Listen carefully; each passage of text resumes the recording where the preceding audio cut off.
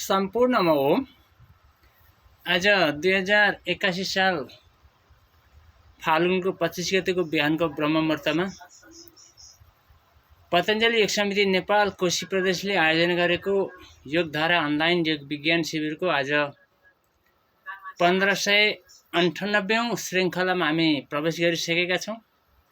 यसको कार्यक्रम कस्तो रहेको छ भने कोशी प्रदेशका सम्पूर्ण जिल्लाहरू, जिल्ला समिति अनि पालिकाहरूको पनि नेतृत्व विकास होस् र सबैको योग गर्ने सक्ने क्षमता होस् भन्ने उद्देश्यले पतञ्जलि समिति नेपाल कोशी प्रदेशले आयोजना गरेको र अहिले विभिन्न जिल्लाहरूले सञ्चालन गरेको योग धारालाई अहिले विधिवत रूपले 2081 साल फागुन 15 गतेदेखि 18 गतेदेखि पतञ्जलि योग समिति पाँचथरले बहुत विधिवत तरिकाले यो कार्यक्रम सञ्चालन गरिरहेको छ।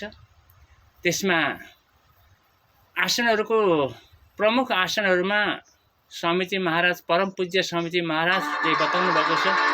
आसनहरूको सबैभन्दा राजा भनेको शीर्षासन हो, तर शीर्षासन सबैले गर्न मिल्दैन। उच्च रक्तचाप भयो, मुटुको समस्या भयो, सर्भाइकलको समस्या भयो, ढाड कमरको समस्या भयो, यस्ता व्यक्तित्वहरूले यसलाई गर्न वर्जित गरिएको छ। बाँकी रहेका जति पनि सुस्वास्थ्य व्यक्तित्वहरू छौँ, हामी धेरै वर्षदेखि योग साधना गरेका व्यक्तित्व छौँ। यो साधना गर्ने अथवा यो आसन गर्ने हो भने सबैभन्दा महत्त्वपूर्ण आसन यसलाई मानिएको छ। त्यसैले यो आज थोरै 1598औं श्रृङ्खला अन्तर्गत हामी पनि पतञ्जलि समिति पाँचथरलाई थोरै साथ सहयोग दिने क्रममा एउटा अभ्यास हामी गर्नेछौँ, शीर्ष आसन।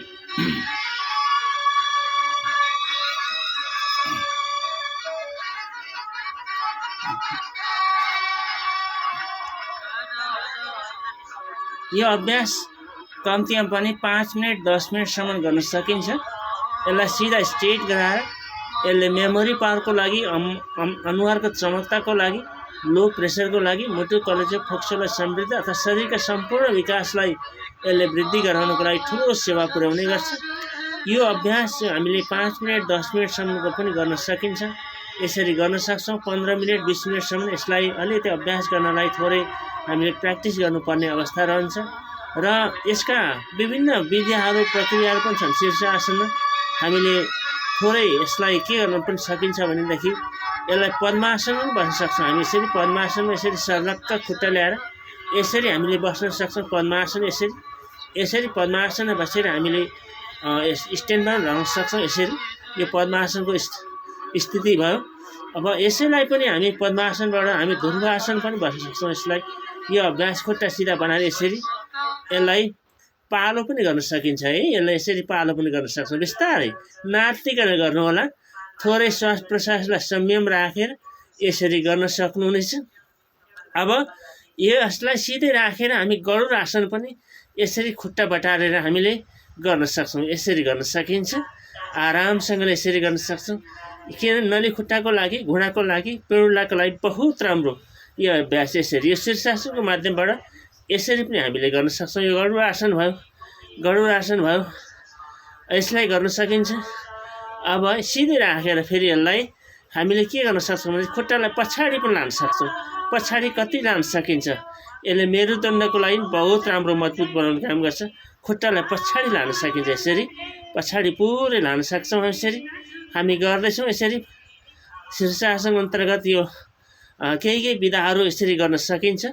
अब यसलाई हामीले 2 चक्रीका आसन पनि गर्न सक्छौँ। यसरी खुट्टालाई चलाउन सक्छौँ। यसरी 2 चक्रीका आसन, यसरी खुट्टालाई चोरी चलाउन सकिन्छ। यसरी पनि चलाउन सकिन्छ है। यसलाई यसरी सिधा राखेर अनि त्यसलाई हामीले खुट्टालाई फालेर पनि हामीले 100-200 पटकसम्म पनि यसरी गर्न सकिन्छ। यसरी 1 2 3 4 5 6 7 8 9 10 11 12 13 14 15 16 17 18 19 20, 21, 22,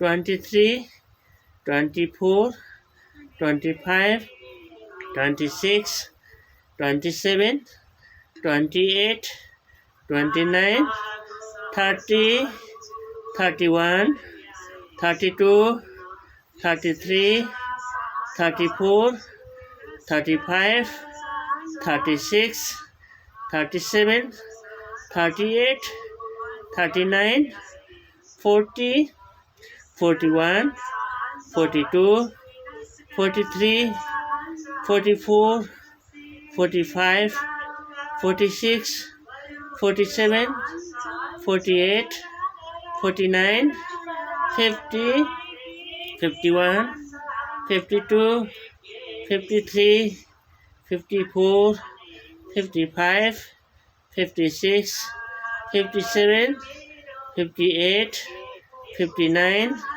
60, 61, 62, 63, 64, 65, 66, 67, 68, 69, 70, 71, 72, 73, 74, 75, 76, 78, 79, 80, 81, 82, 83, 84, 85, 86, 87, 88, 89, 90, 91, 92, 93, 94, 95, 96, 97,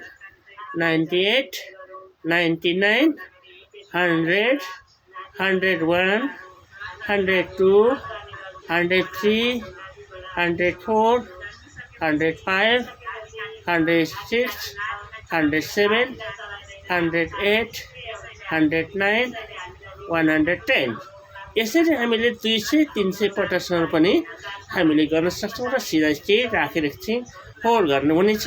बिस्तारै यसलाई खुट्टा राखेर अनि यसलाई उठाएर टनक्क तन्काइदिनु हुनेछ। यसरी आरामसँग यसरी यो अभ्यास निरन्तर रूपले गर्ने हो भने सबैभन्दा राम्रो आसनको प्रमुख आसन शीर्ष आसन हो, तर बचेर गर्नुपर्ने हुन्छ। सबैलाई यो अनुकूल नहुन सक्छ। आफूलाई अनुकूलता मिल्ने जतिले यो अभ्यास यसरी गरेर यो साधना प्रत्येक दिन गर्ने हो भने हाम्रा इम्युनिटी पावरहरू सबै ठिक रहनेछन् भन्ने सानो सन्देशका साथ आज हामीले 1598औं श्रृङ्खला जुन पतञ्जलि समिति पाँचथरले सञ्चालन गरेको कार्यलाई थोरै हामीले यसलाई जोडेका छौँ। हस्त धन्यवाद। सबैको जय होस्। सबैले योग गर्ने प्रयत्न गरौँ। बिहानको ब्रह्म मुहूर्तमा 1.5 घण्टा आफ्नो लागि भन्ने सोचेर हामीले अगाडि बढ्ने हो भने हाम्रो जीवनको उत्तरार्धसम्म हामीले कहीँ कतै पनि त्यस्तो दुःख तकलिफ झेल्नु पर्दैन। हस्, धन्यवाद। ओम।